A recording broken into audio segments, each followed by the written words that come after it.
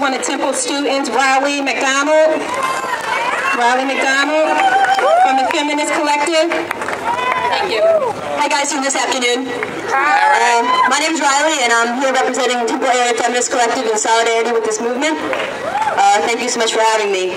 Today I want to talk about student-on-student violence and the erasure of student-on-student violence and how it's something our police force chooses to ignore. 2 weeks ago, a female friend of mine was physically assaulted by 3 frat brothers at Kappa Sigma who beat her up because she dared talk back to them.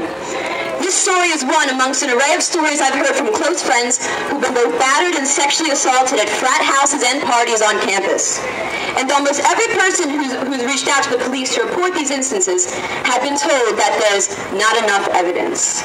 But I can't help but think about the fact that somehow they found the time and evidence to convict 3 adolescent girls who threw the brick at the Temple student's face.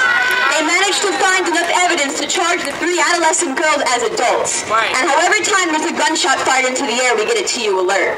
Why aren't we getting TU alerts telling us to stay the hell away from Kappa Sigma? Why aren't these frat boys going to jail? Why is it that you can get expelled for plagiarizing a paper, but nothing happens when you rape someone? For every time I've heard someone say, not every frat boy is the same, I've heard someone say, the locals are dangerous. This is how colonialism works.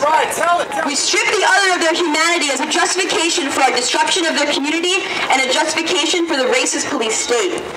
The student who was assaulted with a brick received justice because the people who assaulted her were 3 black girls. Non-students, the vicious other. My friends won't receive justice because the people who assaulted them were students. They were white men paying tuition. The university counts on their alumni dollars, and the university doesn't want negative statistics. The true menace of North Philly acts out of entitlement. He is violent because if he says he didn't do it, people will always believe him. He is a wolf in what we perceive to be sheep's clothing, and I find that absolutely terrifying. I demand justice for survivors, and I demand justice for the community, and I demand serious repercussions for student-on-student crime. Thank you.